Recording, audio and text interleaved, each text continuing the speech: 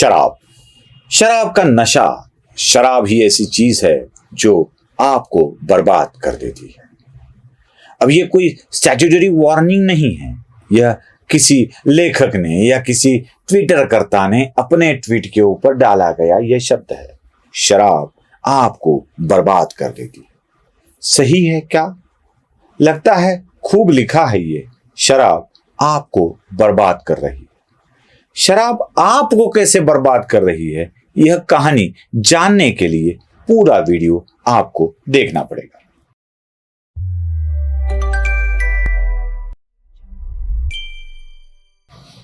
दोस्तों नमस्ते। अरविंद केजरीवाल को गिरफ्तार कर लिया गया है और अरविंद केजरीवाल की गिरफ्तारी के बाद राजनीति में भारतीय जनता पार्टी पर आरोप लगाने का एक सैलाब उमड़ चुका है। कभी कभी तो लगता है केजरीवाल जैसे संत महात्मा को भारतीय जनता पार्टी के नेतृत्व वाली सरकार के ईडी, सीबीआई, इनकम टैक्स जैसे डिपार्टमेंट केजरीवाल पर कार्रवाई करते हैं और उन्हें गिरफ्तार करते हैं। कितना बड़ा पाप कर लेते हैं। बाप रे बाप, कितना बड़ा पाप, यही कहना पड़ता है जब अरविंद केजरीवाल को गिरफ्तार कर लिया जाता है। मुझे आश्चर्य इस बात का है कि ईडी समन्स केजरीवाल को बजाती है, केजरीवाल को समन्स भेज देती है और कहती है कि आ जाओ, इंक्वायरी के लिए आ जाओ। 10 बार ईडी के समन्स चले जाते हैं और 10 बार बुलाने पर भी अरविंद केजरीवाल नहीं जाते हैं। तो ईडी को समझ लेना चाहिए ना कि अरविंद केजरीवाल जैसे महात्मा अगर ईडी के बुलाने के बाद बार बार नहीं जाते हैं तो केजरीवाल के पास कहने के लिए कुछ भी नहीं है। ईडी को समझ लेना चाहिए। 10 बार बुलाए फिर भी जाते नहीं है, बुलाती है मगर जाने का नहीं। यही वाक्य बार बार केजरीवाल बात करते रहते हैं। अरे भाई, संविधान से निर्मित किसी संस्था आपको बुलाती है, समन इशू करती है, आपको वारंट भी देती है और आप नहीं जाते हो, इसका मतलब साफ है कि देश के संविधान को आप मानते नहीं हो।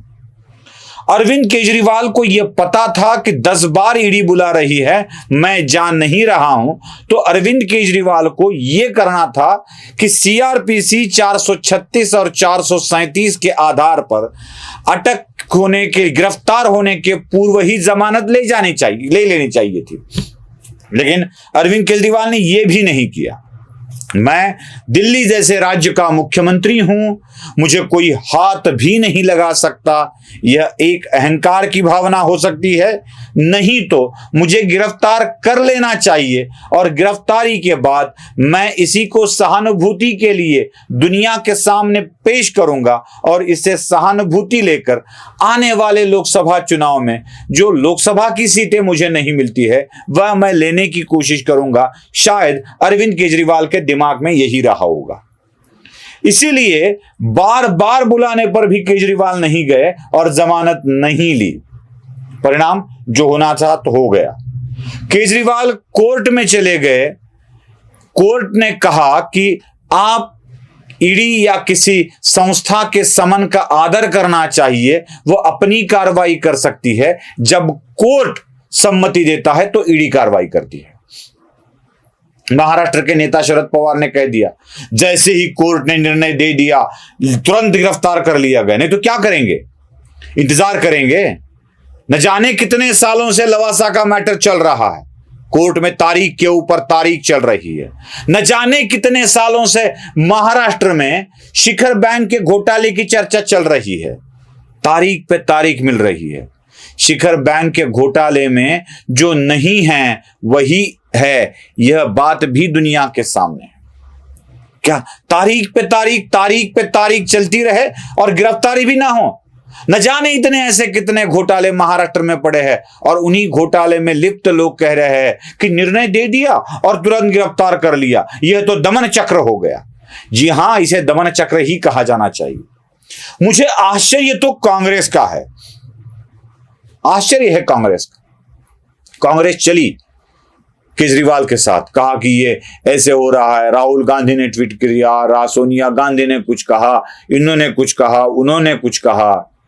अरे कांग्रेसियों, यही अरविंद केजरीवाल है जो आपकी गिरफ्तारी की मांग अपने भाषणों में कर रहे थे। गलत लगता है मेरा वाक्य? जरा सुन लीजिए, खुद केजरीवाल किसकी गिरफ्तारी की मांग कर रहे हैं। बंद कर दो एसीबी। अगर तुमसे जांच नहीं होती तो जांच करानी है, सोनिया गांधी को गिरफ्तार करो, 2 दिन उसका इंटेरोगेशन करो, देखो पता चल जाएगा किस किसने रिश्वत ली और किस किसने। सुना, सच लगता है ना। सोनिया गांधी को गिरफ्तार कर लेना चाहिए, प्रियंका को गिरफ्तार कर लेना चाहिए, तब सच सामने आ जाएगा। यही केजरीवाल आपके करप्शन के ऊपर, आपकी सरकार के वक्त आपकी गिरफ्तारी की मांग कर रहे थे, और आप अब केजरीवाल के करप्शन की गिरफ्तारी के बाद आप सरकार को ही गाली दे रहे हैं। मतलब इसका मतलब साफ है, साफ है। जब बीजेपी गिरफ्तार करेगी तो वह लोकतंत्र की हत्या होगी, और जब कांग्रेसी करेंगे तब कुछ नहीं होता है। मुझे तो कभी कभी केजरीवाल बहुत सच्चा आदमी लगने लगता है। मैं इसीलिए भाजपा वालों को कह रहा हूं, ईडी को कह रहा हूं कि जरा केजरीवाल की सच्चाई की तरफ ध्यान दीजिए। केजरीवाल ने बहुत अच्छी बात कही थी, कुर्सी का खेल है भैया, कुर्सी का खेल है, सत्ता का खेल है। सत्ता के आने जाने के बाद बहुत सारे निर्णयों को लोग बदल देते हैं। जरा सुन लीजिए केजरीवाल की जुबानी क्या कहते हैं अन्ना हजारे के आंदोलन के वक्त केजरीवाल। इस कुर्सी के अंदर कुछ ना कुछ समस्या है। जो इस कुर्सी के ऊपर बैठता है वही गड़बड़ हो जाता है। तो कहीं ऐसा तो नहीं कि इस आंदोलन से जब विकल्प निकलेगा और वो लोग जब कुर्सी पे जाके बैठेंगे, कहीं वो ना भ्रष्ट हो जाएं, कहीं वो ना गड़बड़ करने लगे। सुना, अब ये सुनने के बाद केजरीवाल को जब सत्ता मिली, कुर्सी मिली, मुख्यमंत्री पद मिला, 10 सालों से उस पद को वो भोगते आ रहे हैं, तब केजरीवाल भी खुद चले गए। केजरीवाल ने ही खुद कहा था केजरीवाल ने, अगर कोई भ्रष्टाचार में लिप्त होता है, पैसे खाता है, तो उसे गिरफ्तार करना चाहिए। आश्चर्य की बात यह है कि केजरीवाल जिन का नाम लेते हैं वो अंदर ही चले जाते हैं।